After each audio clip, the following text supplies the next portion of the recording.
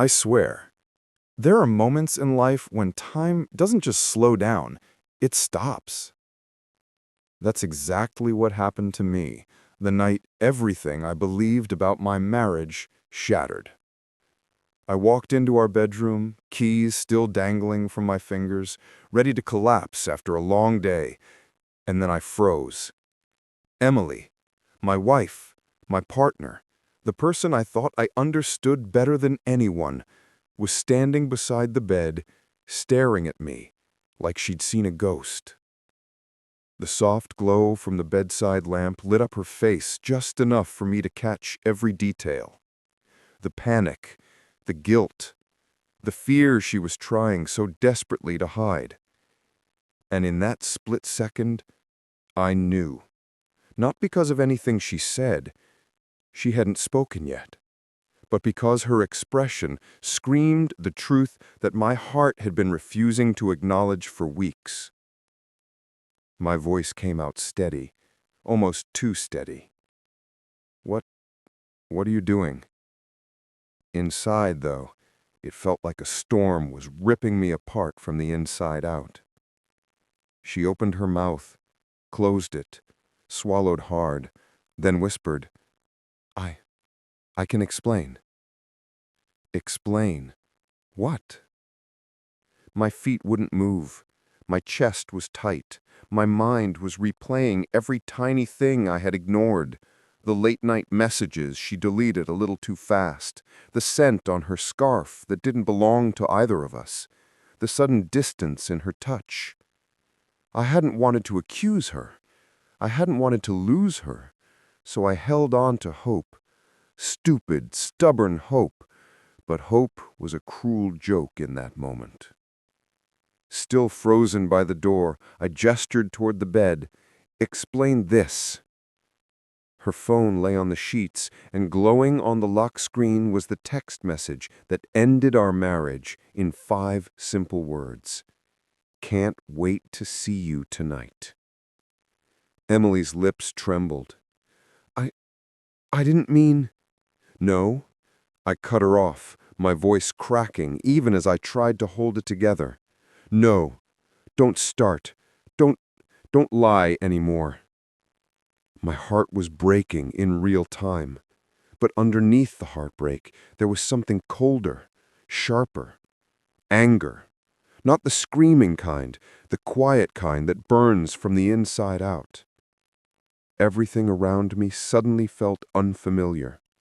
Our room, our photos, our memories.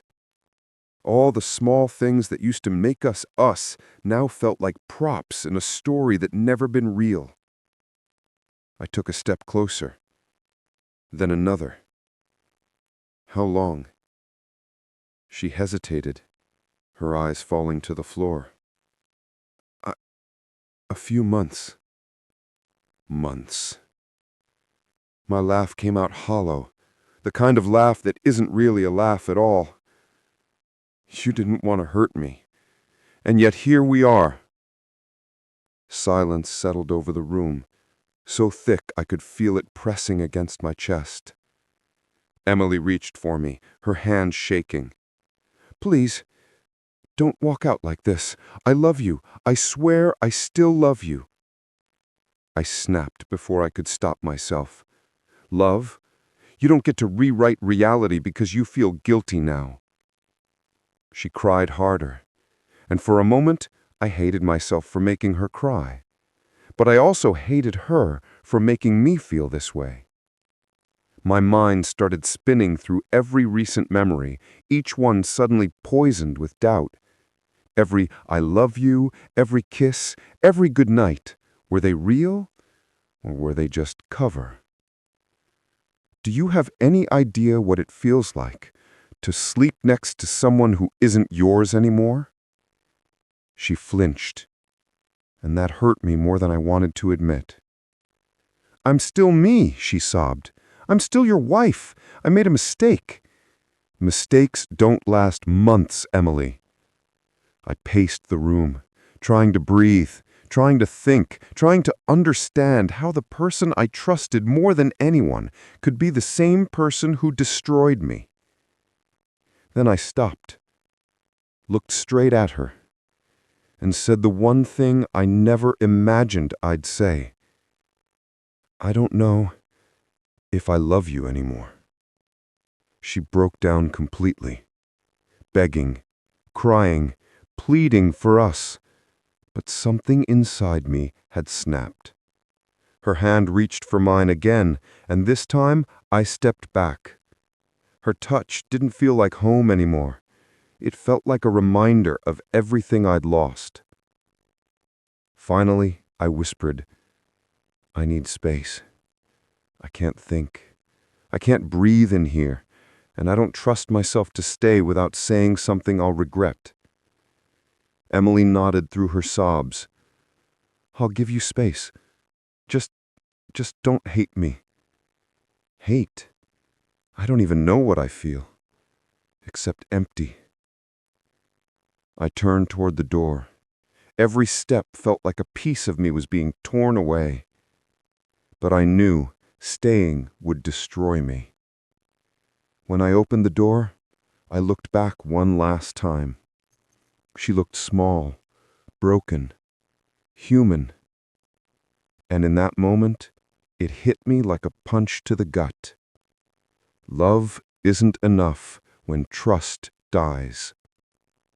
I stepped out of the room. The door closed behind me with a soft click that echoed louder than a gunshot. The night air outside was cold, brutal, but for the first time all night, I could finally breathe again. I didn't know what the future held, whether forgiveness was possible, or whether I even wanted it. All I knew was this: once you've seen the truth, you can't unsee it. And sometimes, seeing the truth hurts more than living the lie.